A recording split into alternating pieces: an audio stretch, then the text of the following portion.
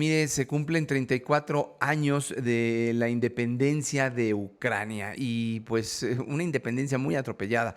Vamos a hablar con nuestra experta internacionalista Aribel Contreras, quien nos podrá desglosar, entender este y otros temas en el mundo que se están pues ahora sí que dando y preocupando a quienes los viven, como el tema, por ejemplo, de Venezuela. Aribel, muy buenos días. Muy buenos días, Pablo, con el gusto de saludarte como cada lunes. Igualmente, ¿por dónde empezamos? Ucrania, de alguna forma, un país pues que fue territorio ruso, hoy vuelven a pelear este territorio, celebran una independencia que de independencia es lo menos que hay.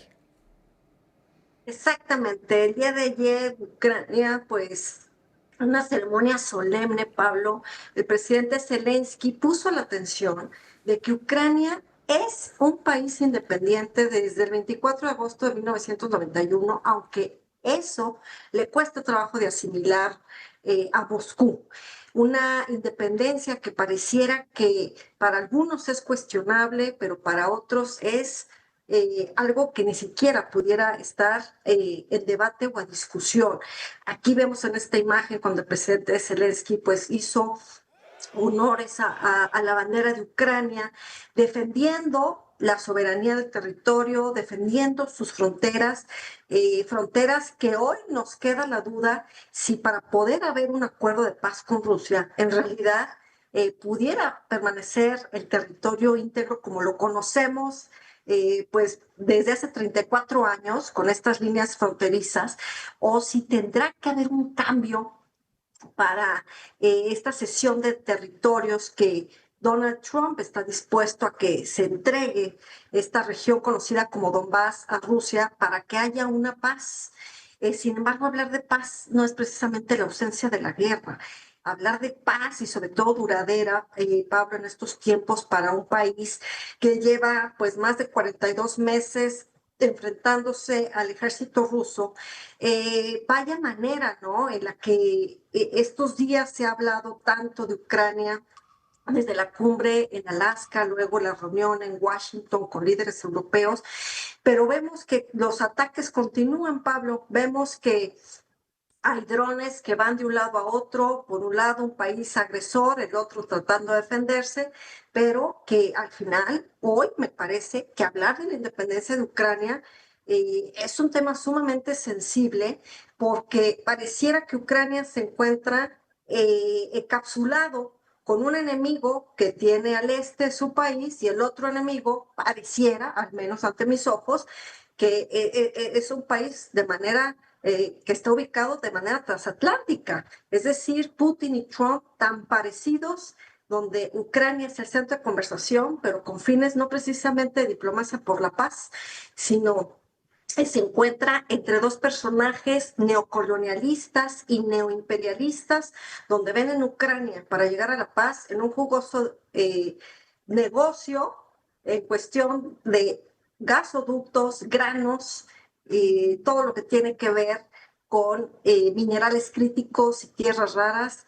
Y terrible, estos colores de la bandera amarillo y azul, pues que proclaman y que exigen que se respete su soberanía, pero que sin duda un país en guerra tiene muchas aristas y sobre todo muchos temas para ver si es posible esta posible paz o si definitivamente continuará la guerra como lo hemos venido viendo, Pablo. Y yo no sé tú qué opines, pero una reunión Putin-Zelensky se ve difícil, a pesar de que Trump ha empujado ahí el tema y se ha puesto como un poco conciliador, pero ahora sí que primero provoca el problema y luego lo quiere resolver, ¿no? Exactamente, Pablo. Estamos viendo que la personalidad de Trump, donde amenaza con aranceles a Rusia, pues parece verdaderamente una cosa absurda.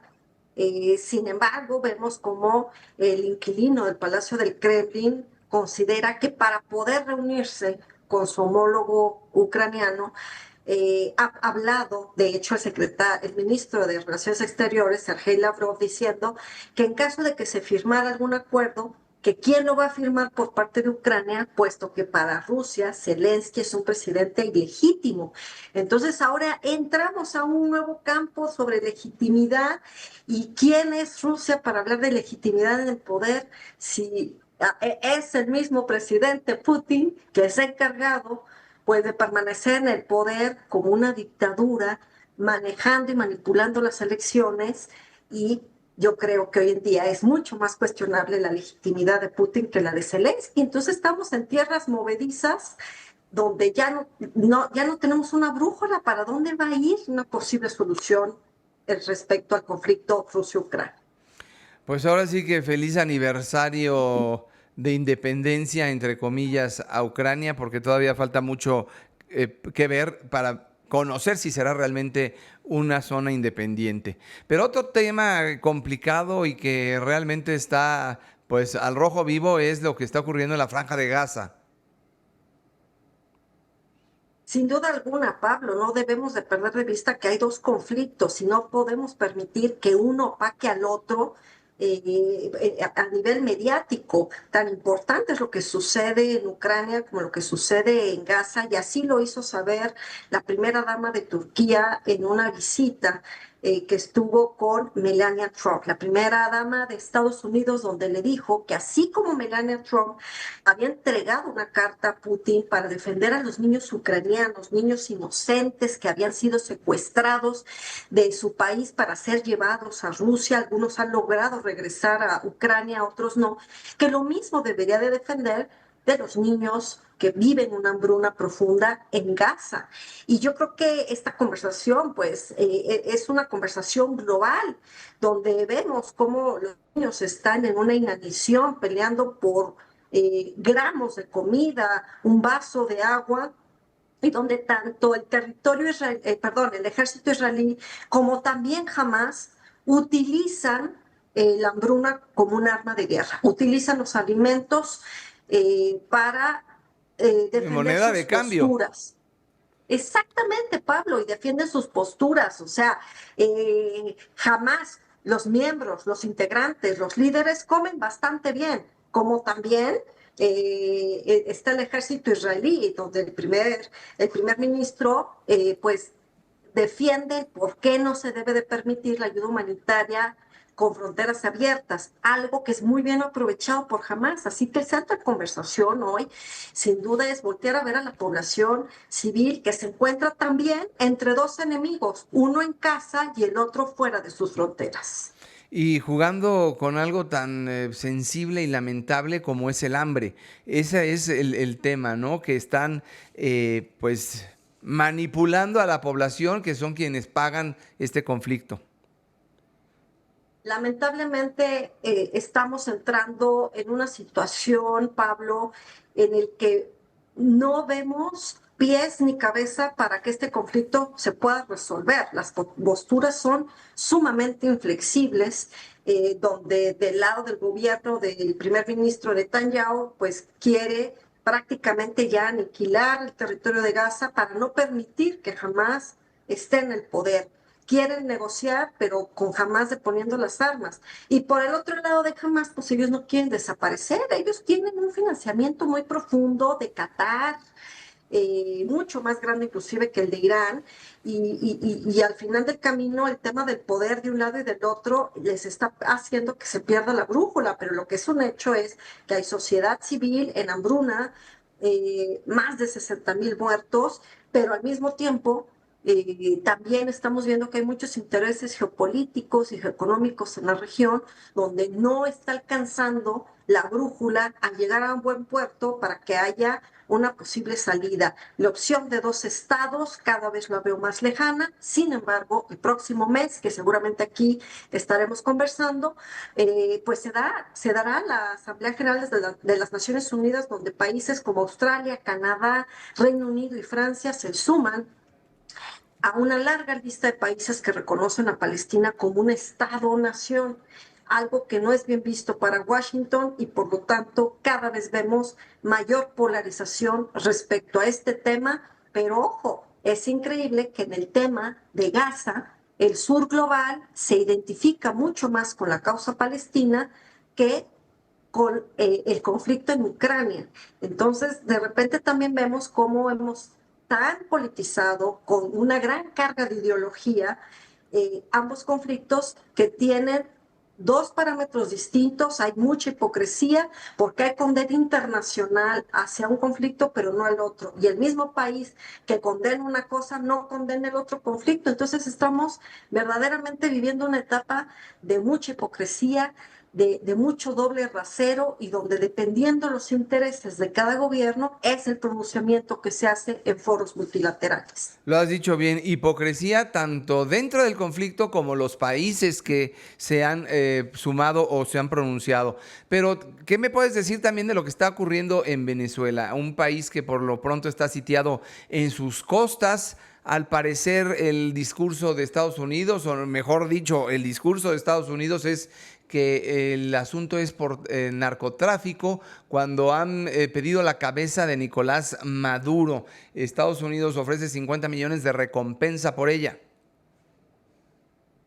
Así es, y esto no es casualidad, ¿no? O sea, cuando analizamos que después de esta cumbre en Alaska se da este movimiento de los tres buques de Estados Unidos hacia el Mar Caribe, justo enfrente de Venezuela, pues claro que uno deduce que uno de los temas que se abordaron en esta cumbre de Alaska, pues claro que fue el tema de Venezuela, una gran piedrota en el zapato político de Washington, que cuando Donald Trump asumió el poder y le preguntaban sobre Nicolás Maduro, él dijo que el tema de Venezuela al tiempo.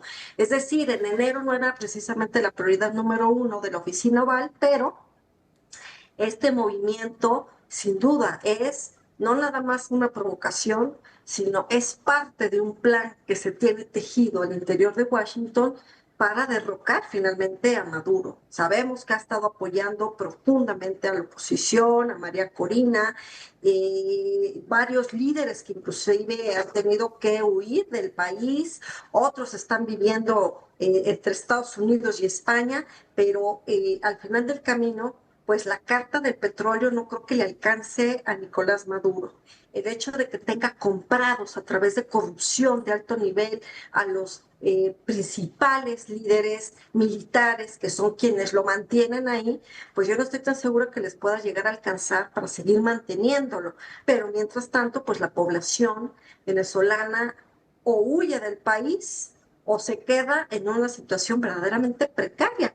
Por eso es que se subió esta profunda suma de entrega de información para la captura de Nicolás Maduro, una recompensa del FBI por parte de 50 millones de dólares. Sin embargo, creo yo que también esta es una de las tantas obras montadas a manera de show, porque voy a creer que Estados Unidos no lo pudiera capturar. Se ha logrado a través de operaciones estratégicas capturar y asesinar a criminales como Osama Bin Laden y otros personajes alrededor de la urbe. Así que creo yo que esto también tiene un poco de realidad y un poco de show, pero al final quien está como prioridad en la oficina oval, pues claro que es Nicolás Maduro, porque no está alineado a los intereses de Washington.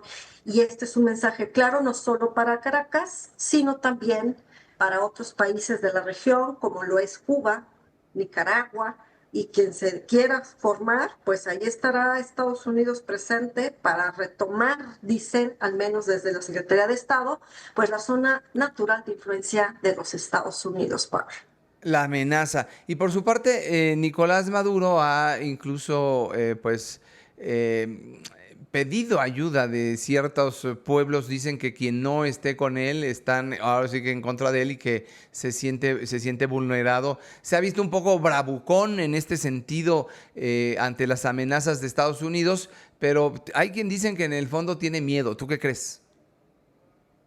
Bueno, como todos los líderes populistas, o mejor dicho, neopopulistas, a su base electoral, a su pueblo, al interior de su país, se quieren mostrar fuertes, se quieren mostrar como que retan hacia el exterior, pero al interior, pues claro que sabe que tiene una profunda con la que le pisen en cuestión de estas redes criminales que él se ha encargado de construir no solamente en el interior de Venezuela, sino con otros países, porque sabemos que América Latina y el Caribe ya tienen rutas establecidas por parte del crimen organizado. Sí, Y sí. el hecho de que él tenga estas cuentas bancarias en el exterior, lingotes de oro en distintos bancos, pues no es precisamente porque se dedica a tener un sueldo nada más allá en Miraflores, ¿verdad? Entonces, todo tiene una doble narrativa, una lo que es hacia el interior, otra lo que es hacia afuera, pero